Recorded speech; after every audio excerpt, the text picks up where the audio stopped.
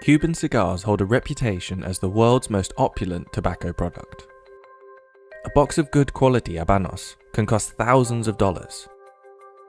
Every hand-rolled Cuban cigar goes through about 500 manual tasks from seed to cigar. But over the last 25 years, cigars made in other countries in the Caribbean and Central America have become comparable in quality, consistency, and cost. Worse still for American smokers, your Cuban cigar could be fake. Some experts suggest that up to 95% of all Cuban cigars in the US are actually counterfeit. So why are Cuban cigars so desirable? The culture of cigar making in Cuba hasn't changed. In a process that takes about a year, tobacco leaves are grown, harvested, and hung in drying houses with flavour, aroma, and burning characteristics.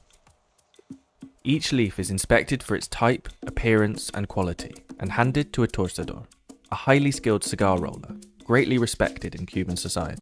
Para hacer un tabaco aquí en Cuba se depende de 5 tipos de hojas. Una hoja que se llama ligero, que es el que da la fortaleza en el tabaco.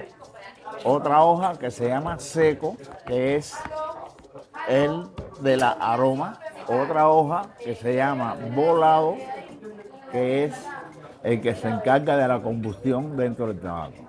Le sigue el capote, que envuelve el ligero, el seco y el volado. Y la última hoja es la capa, que es la que viste el tabaco y le da la presencia del tabaco. The heartland of Cuban cigar production is in Pinar del Rio, the westernmost province of the island, where 70% of premium cigar tobacco used by state-run cigar companies is grown. Cuban tobacco growers claim that the fundamental influence on quality is the region's terroir, the unique environmental factors that affect a crop.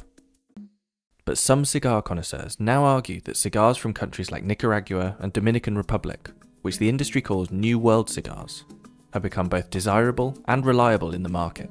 Old cigars are better quality than Havana cigars because they have better quality control procedures. Havana have been very much behind the curve on quality control. I would say on an average box of Cuban cigars. Despite the flaws in quality control, Mitchell, who's an expert in vintage habanos, still prefers Cuban cigars. In addition to quality, there are a few fundamental factors that determine the price of all cigars.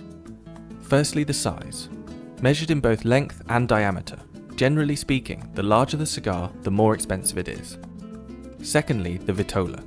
Differently shaped cigars which take extra time and consideration when rolling. Thirdly, the age. The longer a cigar has aged, intensifying the depth of flavour and aroma, the more precious it becomes. But lastly, and most importantly, is the branding. Habanos is the corporation part-owned by the Cuban government that controls the worldwide commercialization of all Habanos cigar brands. All Habanos cigars are made in Cuba, but not every Cuban cigar qualifies as a Habano. The state-owned company issues protected denomination of origin approval for a selection of brands whose cigars it claims are manufactured to the most stringent quality control standards. To protect against counterfeiting, Habanos only exports to selected companies in each country. The only nation it does not sell to is the United States. Not only did this ban increase the desire for authentic Cuban cigars for American smokers, but it also created a booming black market for smuggled and counterfeit cigars. There's just so many fakes around in the US. You can't buy Cuban cigars and get them shipped into America. It's illegal for the Americans. And therefore, I don't know where they're buying from, unscrupulous people. Holiday somewhere, you know, I think you can bring in up to $800, I think. And above that, you can bring in whatever you want and pay a very small amount of duty.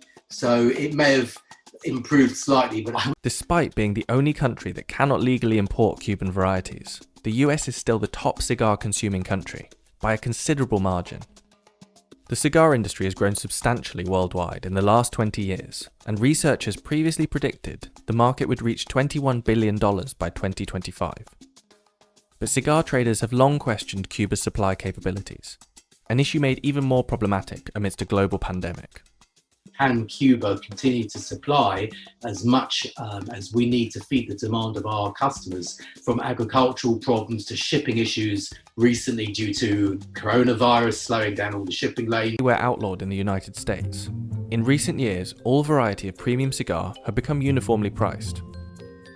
Nonetheless, despite an increasing appetite for cigars from other countries, some connoisseurs will insist that the most authentic smoke comes only from Cuban cigars.